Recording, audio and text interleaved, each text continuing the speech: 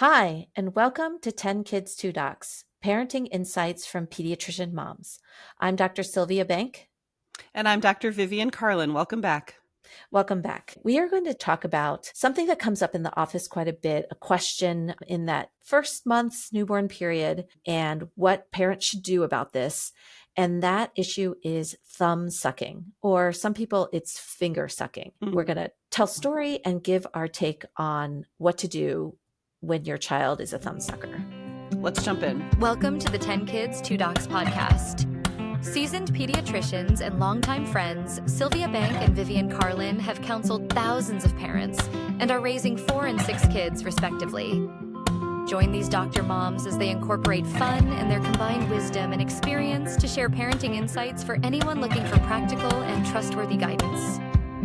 Please note that this podcast is not intended to be a substitute for professional medical advice, diagnosis, or treatment from your doctor. So the first time I usually hear about questions about thumb sucking or finger sucking often comes up initially, like very early on when the child is like 2 months, maybe 4 months, where they're kind of discovering thumb sucking, and parents start asking me, should we stop it?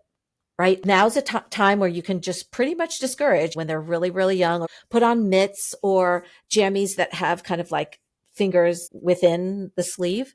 And they're asking me, should we allow thumb sucking or should we stop it right now before it gets out of hand? Okay, what do you say? So I usually give them a choice. If anyone has listened to season 1, I believe that parents should weigh in and do what they want. And I give them the pros and cons. So I do talk about the pros of thumb sucking or finger sucking.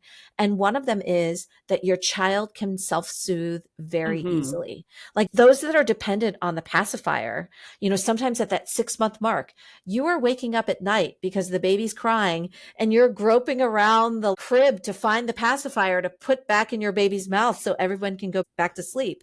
And if they're a finger sucker or a thumb sucker, you don't have to do that. Yes. So like in a short-term view, it is helpful when they're that young age and they need self-soothing.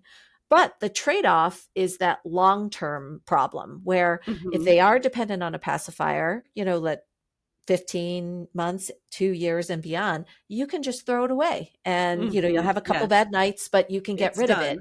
Right. Versus like throwing away the thumb or the fingers is much, much harder to do. And I kind of tell parents that this is your trade-off, right? And eventually, if you wind up choosing to allow your child to suck their thumb or fingers, I will help you in the future stop that too. So, I leave it up to them to decide what they want to do with their child, knowing the pros and cons of a thumb sucker, right? Okay, awesome. Well, I think you've already previewed what will be the second half of this show. I am excited to hear your talk and how you're going to help me get my child to stop sucking their thumb, should I choose to. Because I did have, of my 6, I had 1 thumb sucker and I let her suck her thumb as an infant. My memories of her are that she wins the prize of being my easiest infant because I am not sure I ever woke up to her crying because she would suck her thumb. So I learned with her, whether it was the overnight period or during nap time, I would kind of have to set my alarm to know when to get her out of bed because she would wake up and she would make 0 noise because she would immediately suck her thumb. She would take a great nap and then I would go and think, okay, I think nap time should be over. She wouldn't be crying and she would just be laying there in the crib sucking her thumb. And then, after she passed that 2-month mark, she'd be laying there sucking her thumb. I would go to get her and she would look up at me and just get this big smile and break the seal of sucking her thumb. But she was so incredibly easy. She never cried because she would just suck her thumb. And it was really, really adorable. But I also have my stories for how we got her to stop. But that's my story of how incredible it can be when they can self-soothe and they're not dependent on finding the pacifier. Right.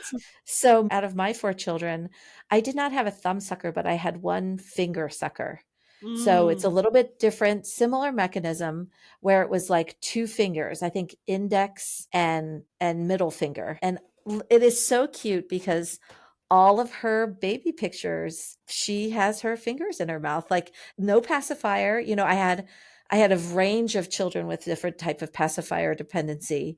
she was obviously didn't have one. And it was just so easy for her to just soothe herself. And it did make for really adorable pictures too. They are so cute. They're so cute. Now, it is interesting when I think about you telling that story. So my thumbsucker was my third. And at that point, I had 3 that were ages 4 and under.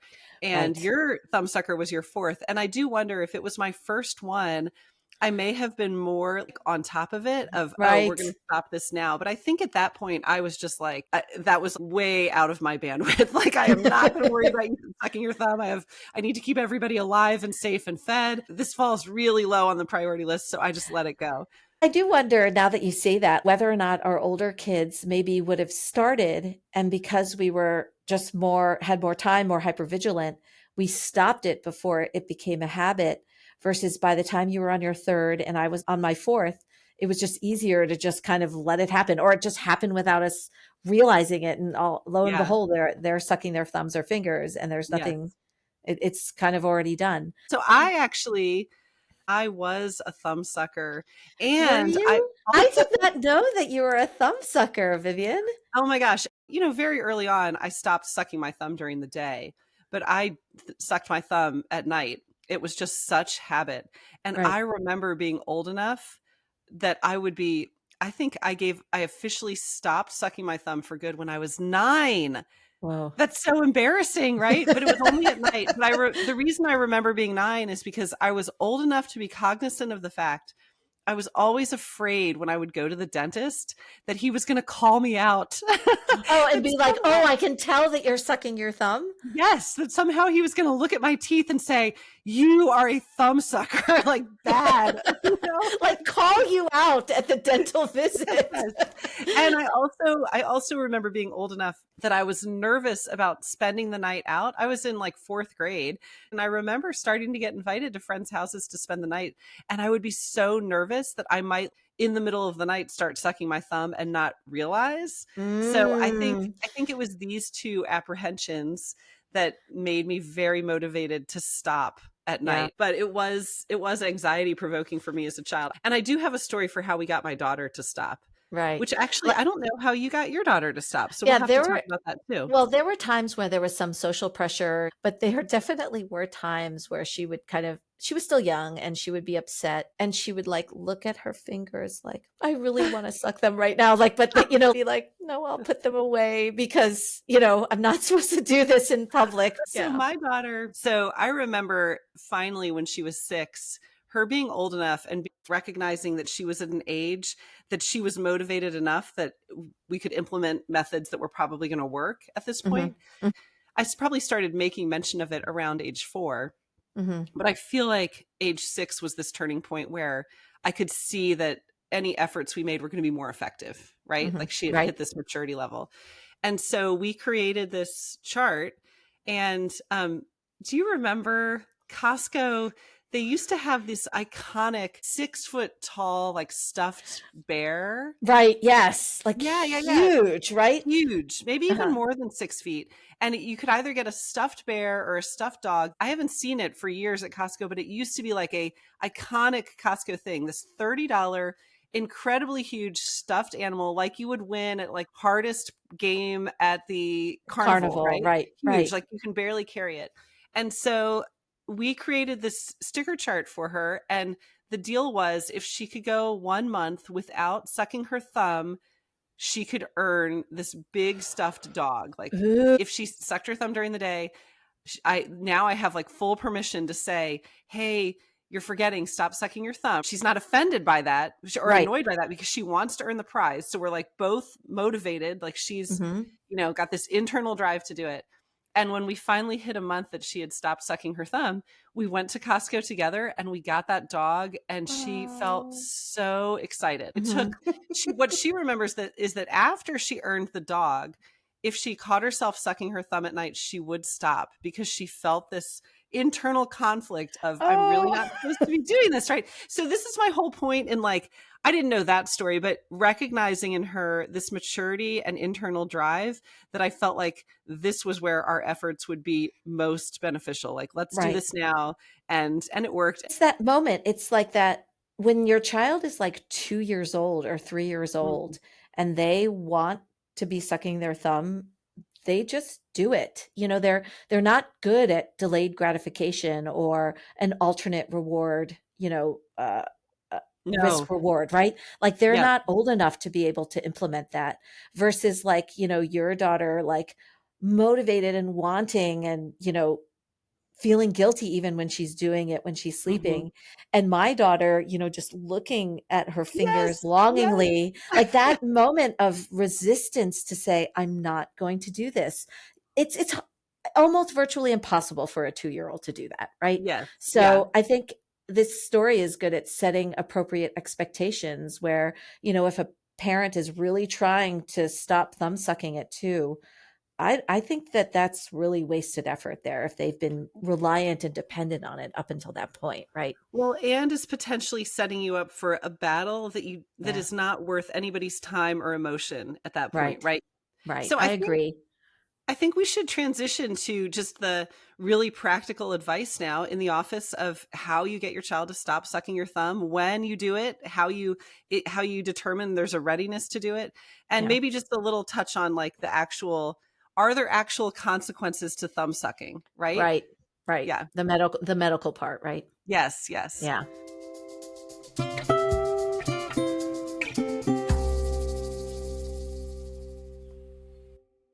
So Sylvia, when I think about like consequences of thumb sucking or finger sucking, the one that always comes to mind is its effect on dental Right. development.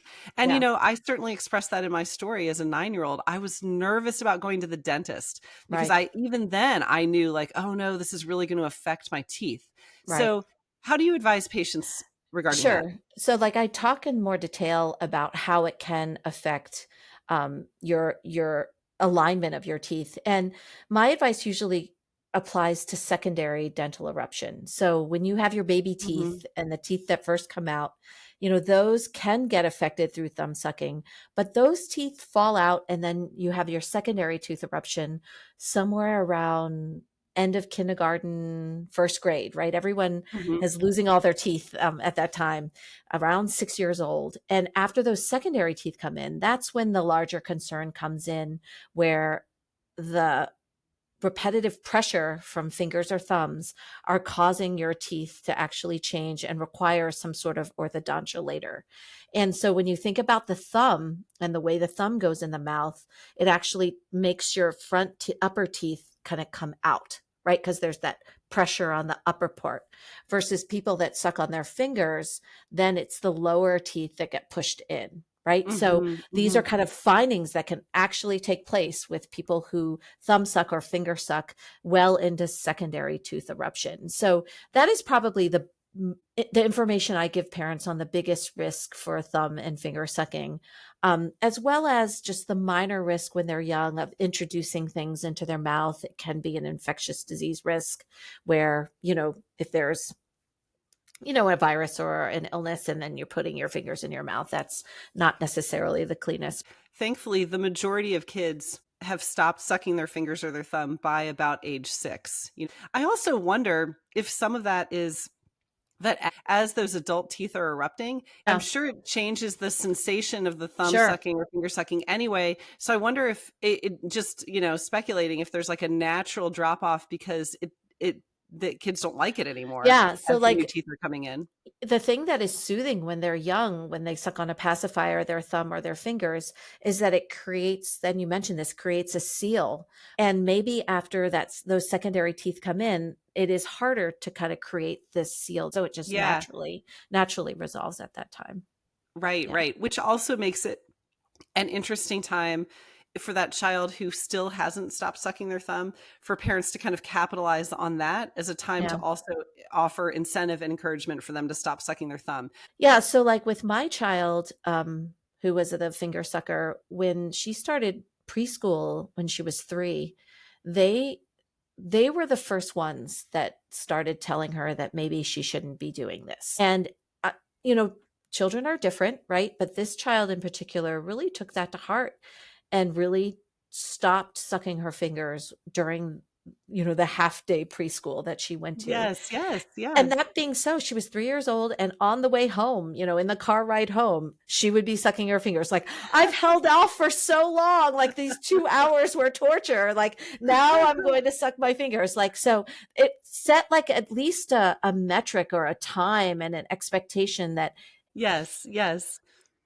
And I think ultimately she moved into, I think definitely by second grade, like there was this extreme motivation to not not have anyone else see her suck her fingers. I remember in second grade, she was like, Mom, I'm going to stop doing this. And I was like, great. Yeah, yeah, that's perfect. So you're kind of looking for that time where they have enough internal drive on their own to stop, and an age of maturity where they have a little bit of that, delayed gratification, that ability to withstand the temptation. And that's when you can really capitalize on coming alongside them to offer reward or encouragement or whatever other external motivation to get this to stop. Right, right. So there are products out there that Yeah, let's talk about this. yes. So sometimes I do recommend some of these products to patients who are trying to have their child kick the habit of thumb sucking. Yes. Did you use any of them? So I used the nail polish, the like Okay. bitter nail polish that you can put on. And again, I used it at a time where my daughter was also self-motivated to stop. Right. Because if you're before that, it's just irritating to them and they can get it off. Like Right. they can just figure out how to get it off enough to like or to like suck through it to get enough off. Like it's Right. not super effective. But if they're motivated to, what it works really well for is it's like the thumb goes in the mouth and you have this instant reminder because of the taste. Oh, I'm not supposed to do this. And then you take it out. I feel like that's where those are very effective. So I did use that. I think I also remember you having some sort of thumb cover. Did I? So they make like a Velcro thumb cover, and these are just tools that you're adding on to remind them. One of my ultimate recommendation, if everything fails or if the child is very resistant to even get on board with any plan, I often tell parents, eventually the dentition is involved. Sometimes you even have hard palate changes because of that constant pressure on the palate, that the dentist intervenes. They put in some sort of expander, guard, permanent retainer. The child can no longer get that seal with the hardware in their mouth, and then it just ends. Right. I agree. I mean, I do think, obviously, we think regular dental checkups are important. And once you hit that point that the dentist is concerned, then they can take these more significant measures.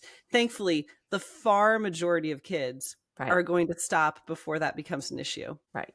So the AAP, American Academy of Pediatrics, doesn't really have a lot of recommendations on thumb sucking or finger sucking. And they usually say that thumb and finger sucking should be discouraged by the time the child is 6 to 8 years of age, which is what we kind of outlined was the time frame that both of our children were motivated to stop on their own. And before that age, they don't have a strong statement about the negative effects of thumb sucking prior to that. So the AAP advises 3 things. Number 1, to praise and reward the child when he or she does not suck his thumb. Like you said, like star charts, daily rewards, big reward are helpful. They say to keep bored hands busy and distract child with other interesting activities, and to ask your pediatrician or pediatric dentist to check the roof of the child's mouth or teeth for any changes. So I think the summary of our thumb sucking episode is, number 1, it is so cute.